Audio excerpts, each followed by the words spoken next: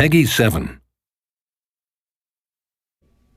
Hello, welcome back. I'm Stone LeBrandy, the lead designer of SimCity, and I've invited a special guest to the studio today, Will Wright, the original creator of SimCity. Thanks for coming out here. Oh, my pleasure. All right, so Will's been playing the game a lot recently, and we invited him out to the studio to try it out and see what he thought of it. And my first question is, what did you think of the whole experience overall? Well, this is probably the first time I've enjoyed SimCity in many years. First of all, the fact that I've been kind of removed from the development and just kind of playing it as a player has been actually a pretty amazing experience, and had a lot of fun. Right off the bat, I love the road tool, the way you can kind of do curves and splines and get this organic feeling. We spent a lot of time on those. Yeah, I blew all my budget in the first couple cities just playing with the road tool, building way too many roads. Later realized that I could build cheaper roads and upgrade them, which actually ended up being a really good trick to learn. And I love the kind of immersive zoom-in thing, that I could go down the street level and really feel like I was, walking around the city. And the visuals and the sound were just, the sound in particular was great. Then just kind of got into the, gestalt of building a city. And my initial thought was that it felt a little claustrophobic, just the size of the landscape. But then as I started playing more, I started realizing how much intricacy was in that area. And even if my city had been larger, I'd still be dealing with the same issues. So it allowed me to kind of get into the simulations sooner. It was more about the quality of what I was building and less about the quantity. Which I kind of liked, because then I could actually really focus in on something that felt manageable, but still have the depth of simulation. Were you more trying to make a statement, make something beautiful, or were you trying to win the game? Did you have goals for yourself? I'd say I'm somewhere between the two, but I definitely, aesthetics was a big part of it. I wanted these organic looking cities that at the end of the day I could kind of, upgrade and make look beautiful with parks and all the kind of curves help a lot with that. Yeah. Then I started realizing that I had to watch my budget, and I was blowing all my money buying all these fancy toys for my city. And so then I started a couple more cities, with a little bit more fiscal discipline. As I started kind of delving into what was going on through the different networks and the data layers, the pollution, the land value, and all that kind of stuff, I was actually very impressed with the way it was presented, because there was obviously a lot of stuff going on underneath the hood of the simulation. But yet it was presented all very, very graphically. Almost never looked at a number except for maybe my budget or my population. Those are the only two numbers I really even had to look at. I also like when you turn on, say, the crime layer, and then you see these big orange areas and these big blue safe areas. And you're like, oh, I want to live over here. And then you look at education. It's like, oh, this is a great school, no crime. This is a much better spot to live than over here in this part of town. And also I would think of the neighborhoods almost as like little test tubes, where I'd go in and I would try a lot of things in a neighborhood, see if I could improve that neighborhood. If that worked, then I would replicate that other places, Which in a lot of ways is the way a lot of actual cities approach city planning, is they will actually try little initiatives, at kind of the district level, see if it works. If it works, they roll it out to the rest of the city. It was actually interesting to me when I was playing these cities that were economically challenged.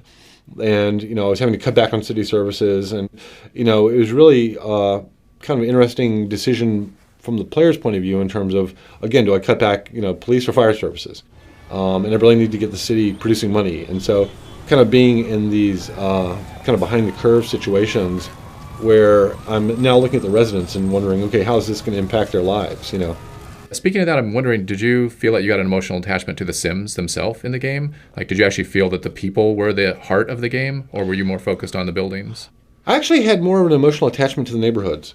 And when I go down the street view and I would kind of listen to the sounds and see the people walking around, see what kind of houses they were living in, what kind of jobs were there, I really got a sense for certain neighborhoods, and I found myself becoming emotionally invested in particular neighborhoods.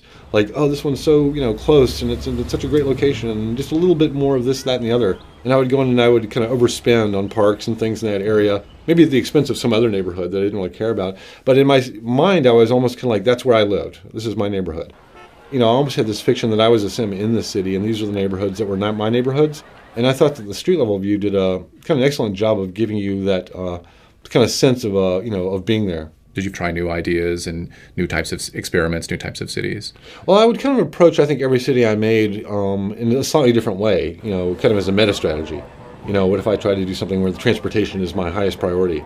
Or I try to really, work on, budgeting and making sure I always maintain a positive cash flow. Within the city, I would actually try much more kind of tactical strategies. But it felt like I was playing these kind of nested mini games inside the larger game of SimCity. And every now and then I'd look at my budget and figure out which one of these mini games do I need to focus on now. I'm spending too much on transit, so now how do I go and optimize that? Or how do I get the most effective fire services for the least amount of money. What about your garbage services, sewage services? So for some of the services, like the garbage, and some of the industrial stuff, I would usually kind of put off in a corner somewhere. But at some point it would kind of grow, start polluting the water table, that kind of thing. I started realizing I could outsource some of that stuff to the neighbors and started doing that. So you mentioned you played a couple different cities out in the region. What were the kind of specialties that you tried to highlight in the different cities that you played in to make them different from each other? Well, the first one I played with was gambling in terms of the city specialties. I think unlike the other Sim cities where basically the city was its own kind of monolithic thing, all by itself, self-supporting, I think the regional gameplay brings in this idea of specialized cities, which is much more realistic. Most of the large cities we have are in larger metropolitan regions, and they are specialized, and they're depending upon their neighbors, for various services. And I think that allows you, to not necessarily have to build every last thing in every city that you make. Every time you play, you can kind of explore a different specialty, and each one, seems to have its own rules, its own kind of strategy to it, embedded in the overall regional gameplay.